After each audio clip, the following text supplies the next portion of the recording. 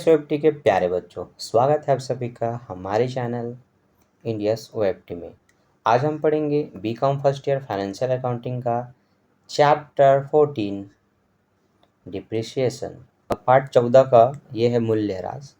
मूल्यह्रास में हमने एक वीडियो बना दी है, 11वीं का तो 3 वीडियो बन चुका है, जहाँ पर आप अभी जो इसका पार्ट 1 अपलोड हुआ था, पार्ट 1 पार्ट 2, वहाँ पर हमने शुरू से मूल्यह्रास क्या है, इसमें कितनी पद्धति होती है, इन सब को हमने जाना है, थ्योरी पढ़े हैं, कुछ एग्जाम्पल भी हम बना करके देखे हैं।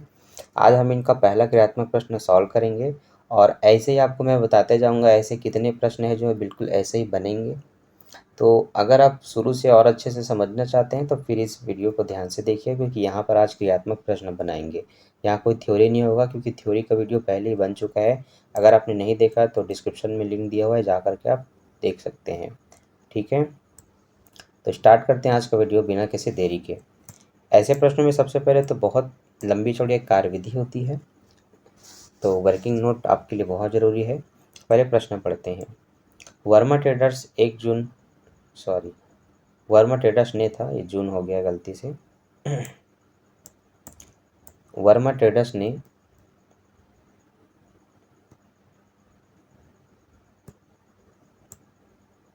1 अप्रैल 2012 को एक यंत्र 11,900 रुपये में खरीदा।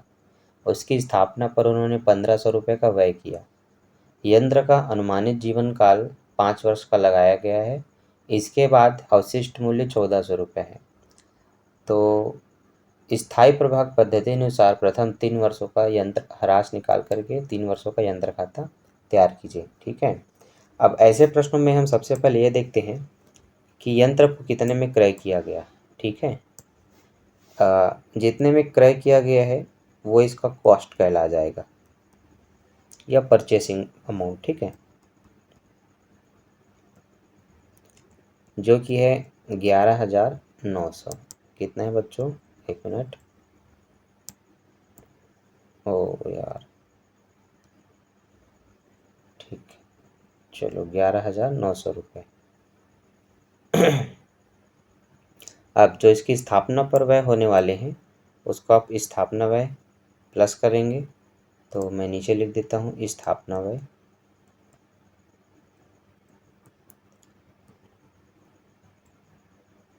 जो कि कितने के हैं, 1,400 रुपये के हैं, सॉरी 1,500। ये मैंने स्थापना व्यय 1,500 रुपये लिख दिया। ठीक है, अब मैं देखूंगा इनको प्लस करके ये टोटल कितने हो रहे हैं। तो 0 0 9 और 5 जोड़ेंगे तो 14 के 4 हासिल आइए 13,400 रुपये हुआ। ठीक है, तो माल का एक्चुअल लागत जो हुआ, ठीक है, एक्चुअल जो कॉस्ट हुआ वो हुआ 13,400। क्योंकि किसी का भी हम लागत मूल्य तभी बता सकते हैं जब उसको खरीदने के बाद उसकी स्थापना में जो व्यय किया वो जब पता चल जाए, तो तब हम उसका एक्चुअल में कॉस्ट बताते हैं कि वो कितना हमें पड़ा। तो 11,900 रुपये में खरीदा था, पर उसकी स्थापना में 1,500 रुपये का व्यय हुआ, तो कुल मिलाकर उसकी लागत होगी 13,400 रुपये। ठीक है, अब अवशिष्ट मूल्य जो होता है वो इसका एक ऐसा मूल्य होता है जब हम ये सोचते हैं कि इतने साल बाद यंत्र नहीं बिक पाएगा, मतलब नहीं चल पाएगा, तो कितने में बिकेगा, वही उसका अवशिष्ट मूल्य है, उसको इसमें से घटा देंगे। ठीक है, तो कॉस्ट तो यही रहेगा, उसको आप इग्नोर नहीं कर सकते। हाँ, लेकिन अवशिष्ट मूल्य इसमें माइनस करना है। ठीक है, तो आप अवशिष्ट मूल्य को इसमें माइनस करेंगे।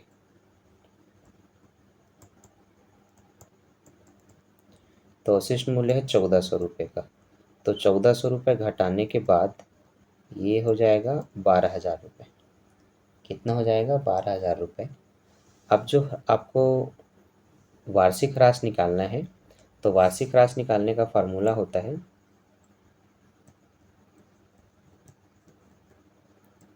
वार्षिक ह्रास बराबर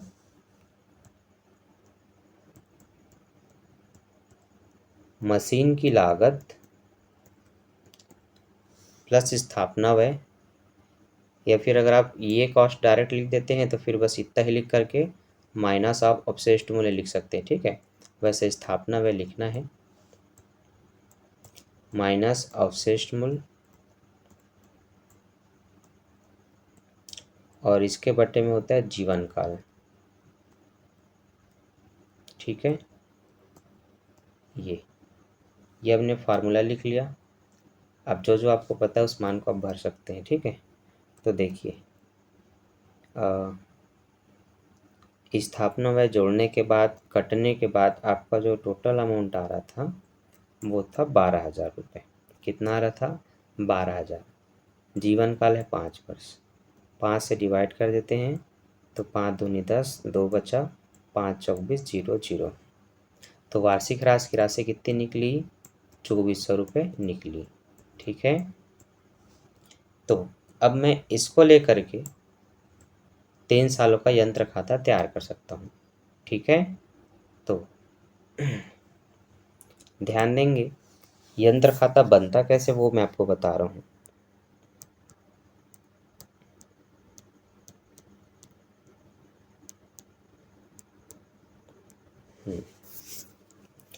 यंत्र खाते का स्ट्रक्चर होता है दिनांक विवरण खाता पृष्ठ राशि, दिनांक विवरण खाता पृष्ठ राशि, ठीक है। तो आप भी वो तैयार कर लेंगे।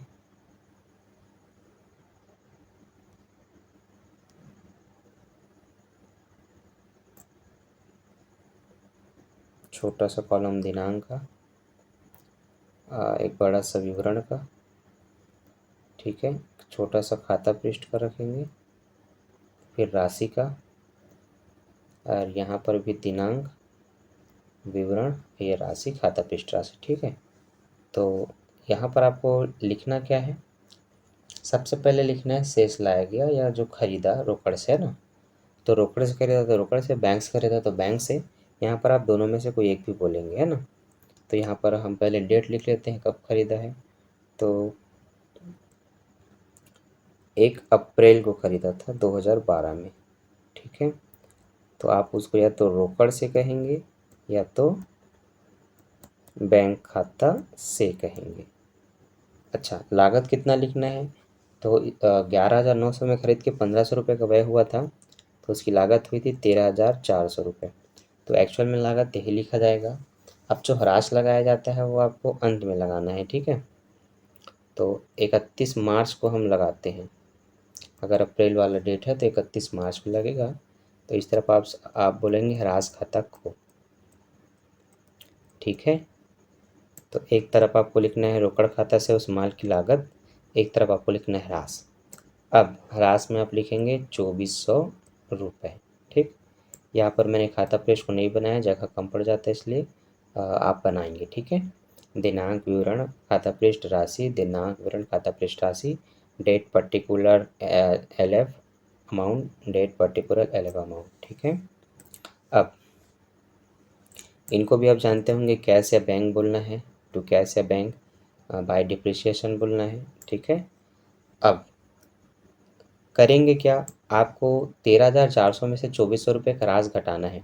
मशीन की लागत जितनी होती है हर साल उसमें जो वार्षिक ह्रास घटेगा उसके बाद उसका मूल्य में कमी आता है, उसी को जानेंगे। तो दोनों को घटाएंगे तो 400 में 400 कट गया। अब 2,000 इसको और काट देगा तो 13 में 2,000 जाएगा, 11,000 रुपये बचेगा। उस 11,000 रुपये को शेष ले गए बोलेंगे हिंदी में, और आप इंग्लिश में बाय बैलेंस शेड ही कह सकते हैं। तो मैं कहूँगा शेष ले गए, ठीक। ऐसे ही बनाना है। अमाउंट आप लिख देंगे पूरा 11,000, ठीक है। अब बैलेंस करेंगे टोटल कि हो कितना रहे, तो दोनों पक्षों को बैलेंस किया जाएगा। तो टोटल करने पर यह होगा आपका 13,400 ही, क्योंकि बड़ा अमाउंट वही है इस तरफ 13,400, तो यहाँ भी रहेगा वही 13,400। अब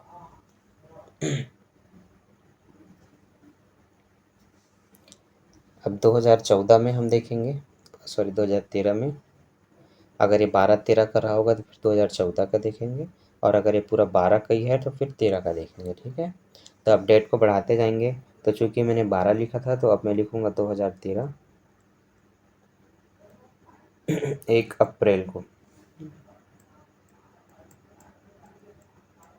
शेष लाया गया। अब शेष लाया गया में हम क्या लिखते हैं? ये वाला अमाउंट जो घट करके आया है तो उसी 11,000 रुपये को हम यहाँ लिखेंगे। और यहाँ पर वही 2013 में 31 मार्च को हम ह्रास निकालेंगे, तो अब फिर लिख देंगे ह्रास खाता को। 2400 रुपये की राशि नहीं बदलेगी, तो अब हर बार आपको 3 साल तक 2400 रुपये लिखना है और इसमें से घटा देना है जो अमाउंट आपका इधर होता है।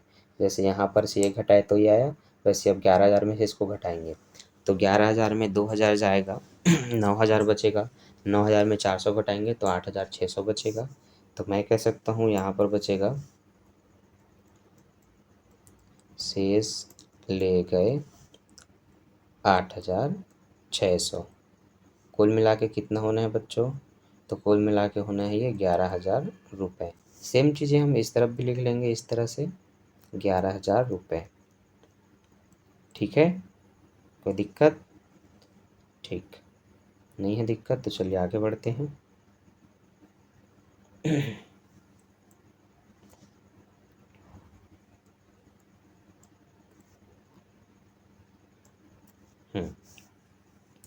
अब आएंगे 2014 में, वही 1 अप्रैल को शेष लाया गया। अमाउंट अब 8,600 बचा है, उसी को लाएंगे 8,600 को, और उसी 2014 में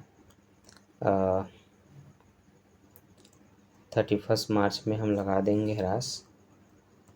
तो ह्रास खाता को फिर से 2,400 ही लगाएंगे। अब घटाएंगे तो 8,000 में 2,000 घटेगा, 6,000 बचेगा, 600 में 400 गया, 200 बचेगा, तो 6,200 बचेगा, उसको हम लिखेंगे शेष ले गया 6,200। कुल जोड़ेंगे तो 400 और 200 600 हो रहा है, 6 2 8,000 हो रहे हैं, मतलब जो इस तरफ है वही इधर आ रहा है 8,600। ठीक, ऐसे डबल लाइन खींच के क्लोज करेंगे। 3 साल तक का बनाना था, 3 साल का बन गया। अब इस साल ऐसे खाता को क्लोज कर देंगे, बंद कर देंगे। यहाँ पर आप अगले साल 2015 का बता देंगे शेष 1 अप्रैल को 6,200 रुपये का। ठीक है, बस इतना ही करना है। इस तरह से हम अपना मूल्यह्रास खाता तैयार करते हैं। ठीक है, तो आई होप आपने देखा और सीखा कि मूल्यह्रास बनता कैसे है। ठीक, तो हमने शुरू से डिटेल से अच्छे से मूल्यह्रास बनाया है। तो मुझे उम्मीद है आपको समझ में आया होगा। अब ऐसे ही एक नहीं, हम बहुत सारे प्रश्न बनाएंगे और आपके डाउट क्लियर करेंगे, पर बनता ऐसे है मूल्यह्रास। इस तरफ हम एक तरफ लिखते हैं हमारा शेष लाया गया या रोकड़ जितने में खरीदा है, इस तरफ हम उसके ह्रास को दिखाते हैं। अब चूंकि मूल्यह्रास पद्धति है और आपने पहले से देखा है तो आपको पता होगा, यहाँ पर ह्रास की राशि प्रतिवर्ष समान रहती है। एक बार अगर हमने 2,400 लिखा तो जितने साल का बने उस मशीन का अमाउंट इतना ही रहेगा। हाँ, बीच बीच में अलग अलग मशीनें खरीदेंगे तो ह्रास की राशि अलग अलग हो सकती है, पर जिसका जो वार्षिक रहेगा वो वही रहेगा, वो बदलता नहीं है। ठीक, तो अभी हमने देखा क्वेश्चन नंबर 1, अब हम देखते हैं क्वेश्चन नंबर 2।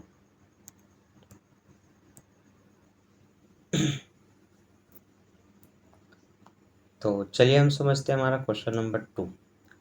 क्वेश्चन नंबर 2 में ये लिखा गया है कि 1 अप्रैल 2013 को 1,00,000 रुपए में एक प्रिंटर खरीदा गया और उसी साल अक्टूबर के महीने में 1 अक्टूबर को एक और प्रिंटर 50,000 रुपये में खरीदा गया। ठीक है, तो हमें ज्ञात ये करना है, अगर कंपनी द्वारा स्थायी प्रभाग पद्धति से 10% की दर से ह्रास लगाया जाता हो। कितने प्रतिशत की दर से? 10% वार्षिक दर से। तो 2013 से 2015 तक का अपने को यंत्र खाता तैयार करना है। अब इस प्रश्न में प्रतिशत दिया है, तो ऐसे प्रश्नों में ना तो अवशिष्ट मूल्य देता है ना तो जीवन काल देता है ज़्यादातर। ठीक है, तो यहाँ पर भी बनाना बिल्कुल वैसे ही है। यहाँ पर अगर आप सटीक कॉलम चाहते हैं तो चलिए फिर आपके लिए सटीक कॉलम तैयार करते हैं, जैसे कि ये शो करेगा ऊपर के बॉर्डर को, ये शो करेगा नॉर्मल से दिनांक को। ठीक, इसको हम लोग खींच के और बड़ा कर सकते हैं। कोशिश करेंगे इतने में विवरण लिखने का। क्या लिखने का? विवरण। ठीक, देखो थोड़ा सा तिरछा ऐसा लगा मुझे। हम्म,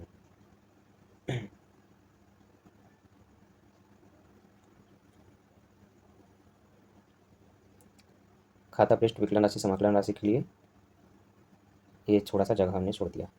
ठीक, अब इतने में हमारा अमाउंट आ जाना चाहिए जो हमें लिखना है। ठीक, इतने में आपका दिनांक हो जाएगा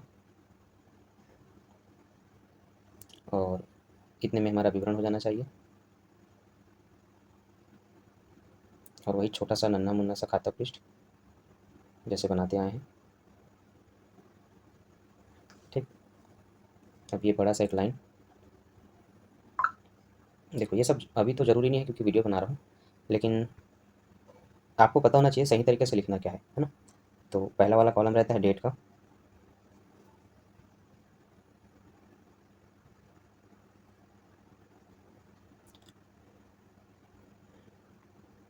दूसरा कॉलम रहता है पर्टिकुलर,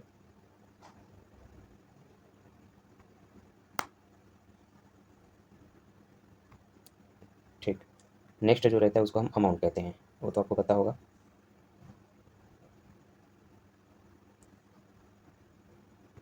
ठीक, अब है आपका LF या JF। तो LF JF को आप यहाँ पर स्थान देंगे, ठीक है, इस तरह से। ठीक, और आपको ये लिखना है मशीन अकाउंट, ये है आपका मशीन खाता। ठीक है, अब स्पष्ट रूप से लिख दिया हूँ तो मेरे ख्याल से आपको दिक्कत नहीं होना चाहिए। ठीक है बच्चों, ऐसे आपको कॉलम तैयार करना है। तो क्वेश्चन नंबर 2, 1 लाख रुपए में एक प्रिंटर खरीदा गया। ठीक है, तो आपको पता है 2013 आपको लिखना है।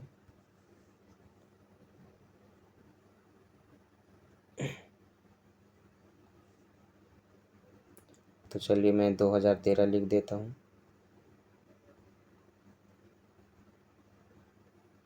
ये पहला तारीख मेरा एंट्री हो गया।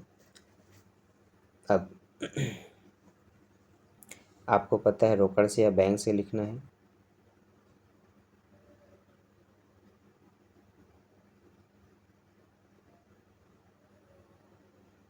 खाते से कितना रुपए है? 1 लाख रुपए है, तो आप पूरा 1 लाख रुपए का एंट्री करेंगे।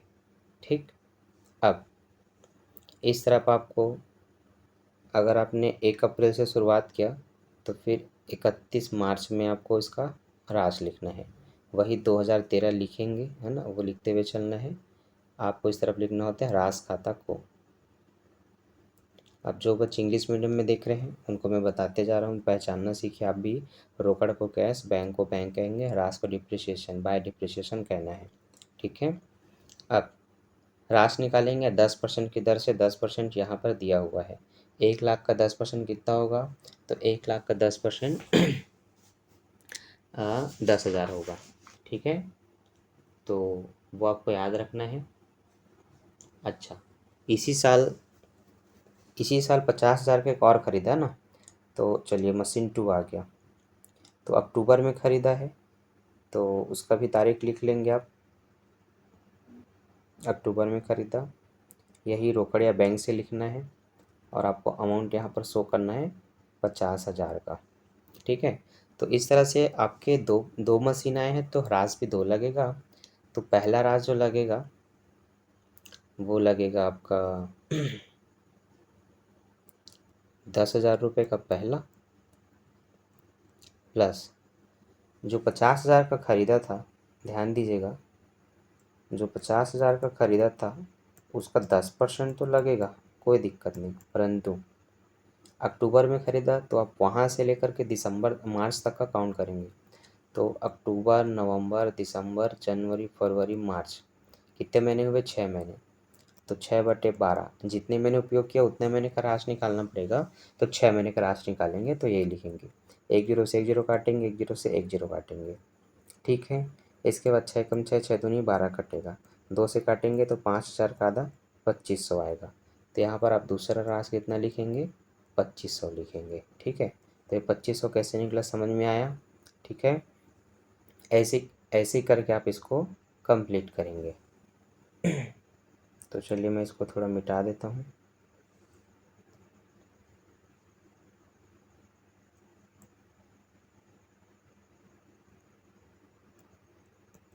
ठीक, तो कुल मिला के हम कहेंगे 12,500 रुपये का राशि लगाया जाएगा, और फिर टोटल में से इसको घटाना भी है।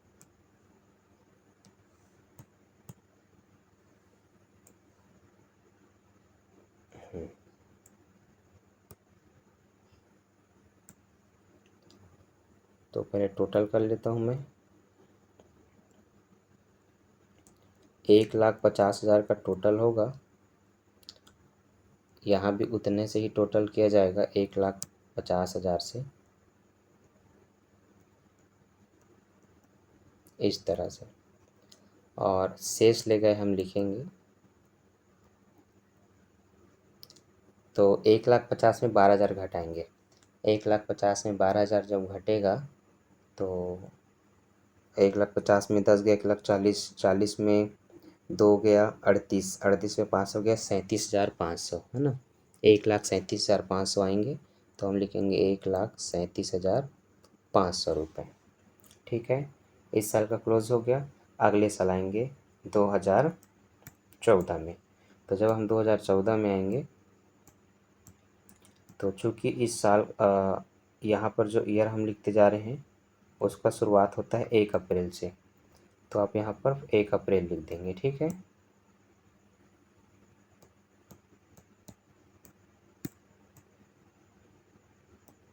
अब 1 अप्रैल को क्या क्या लाया गया उसको देखेंगे। तो वैसे लिखना आपको एक बार है, शेष लाया गया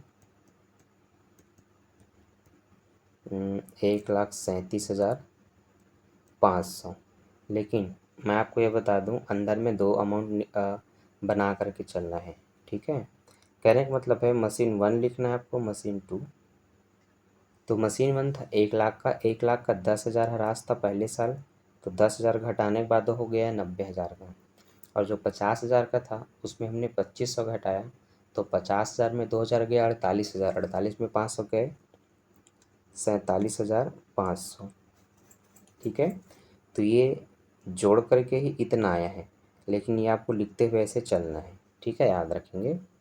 अब इसी साल 2014 में यहाँ पर 31 मार्च को हम ह्रास निकालेंगे, तो ह्रास खाता को आपको लिखना है, लेकिन आपको पता होना चाहिए यहाँ भी आप 2 तरह के ह्रास निकालेंगे, एक मशीन 1 का, एक मशीन 2 का।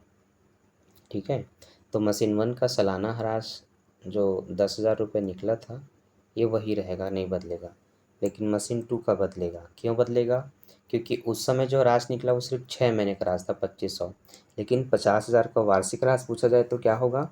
तो 50,000 का वार्षिक ह्रास 5,000 होगा। तो आपको क्या लिख करके चलना है? 5,000 रुपये लेकर के चलना है। तो कुल यहाँ पर ह्रास की राशि कितनी होगी? 15,000 रुपये होगी। तो यहाँ पर हम लिखेंगे 15,000 रुपये दोनों को जोड़ करके, इस तरह से। ठीक है बच्चों, हाँ ऐसे ही लिखना और बनाना है। अब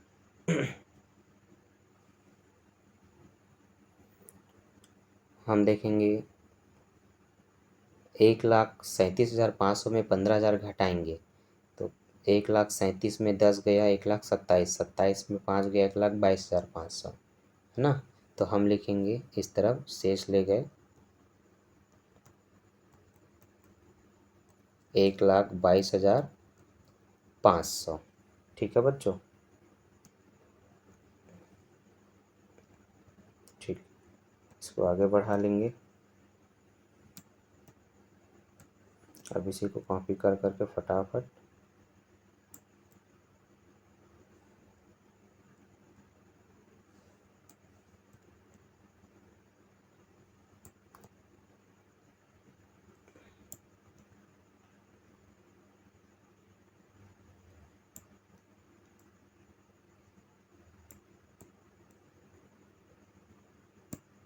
ठीक।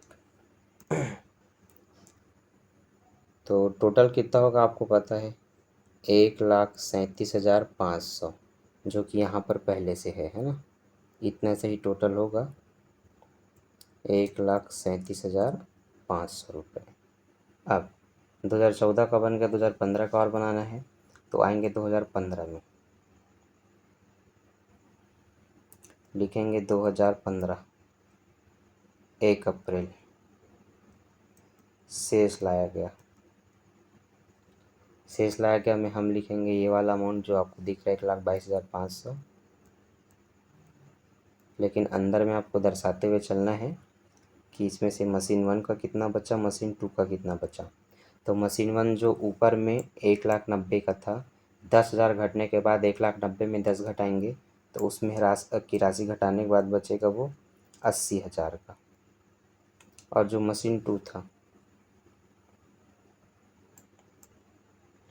47,500, उसमें से अब 5,000 घटेगा तो 47 में 5 जाएगा, हाँ 42,500 बचेगा। ठीक है, तो हम दर्शाएंगे कि उसका अमाउंट बचा है 42,500 रुपये।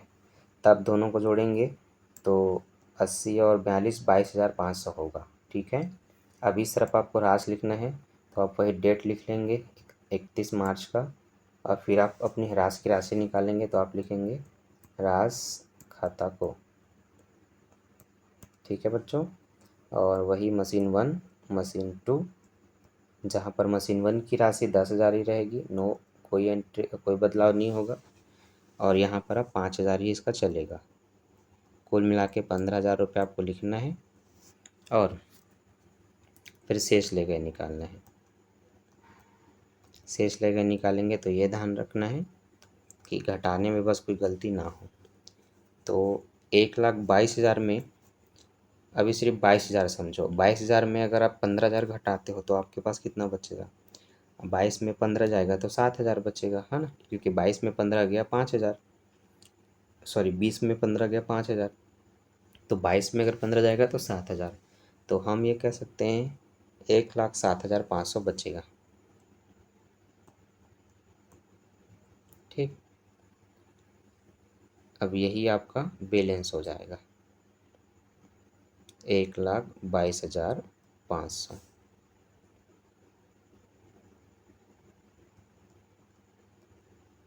ठीक, बन गया। अब आपको अगले साल का सिर्फ शेष दिखाना आपको बताया था, तो आप लिख देंगे 2016 शेष लाया गया 1,07,500 रुपये। ठीक, बस अब इसको ऐसे क्लोज कर देंगे, बन गया आपका खाता। ठीक है बच्चों, तो खाता बिल्कुल ऐसे ही बनाना है। तो आप जितना ज़्यादा प्रैक्टिस करेंगे ना बना बना के, वो इतना ज़्यादा आपको क्लियर होते जाएगा। तो ये पूर्णतः आपके बनाने पर डिपेंड करता है। बच्चे जितना ज़्यादा इसको समय देंगे, उन बच्चों को ये उतना ही अच्छे से समझ में आएगा। ठीक है, तो समय दीजिए, क्योंकि समय देने से आप इसको सीखेंगे। अब क्वेश्चन नंबर 3 आपसे बन सकता है, तो क्वेश्चन नंबर 3 एक बार आप ट्राई करके देखिए। बाकी क्वेश्चन नंबर 3 से आगे का क्वेश्चन हम कल सॉल्व करेंगे नेक्स्ट वीडियो में। अभी के लिए बस इतना ही। ये 2 प्रश्न देख करके आप ज़रूर घटती खिस पद्धति का क्वेश्चन बना सकते हैं, या स्थाई का ही बहुत सारे क्वेश्चन बना सकते हैं। तो आप बिल्कुल बना करके देखिए। मैं मिलूँगा आपसे नेक्स्ट टॉपिक में, नेक्स्ट वीडियो में। इसी के टॉपिक को आगे बढ़ाते हुए क्रियात्मक प्रश्न बनाएंगे। तो अभी के लिए बाय, थैंक्स फॉर वॉचिंग। अब बनाते रहिए, ये मेरी कलाकारी है। खाली टाइम में बैठ के मैं भी ऐसे कुछ करते रहता हूँ अपने क्लास में, तो आप भी चित्र बनाते रहिए। ठीक है, तो मिलते हैं नेक्स्ट वीडियो में। अभी के लिए bye, thanks for watching, bye bye बच्चों।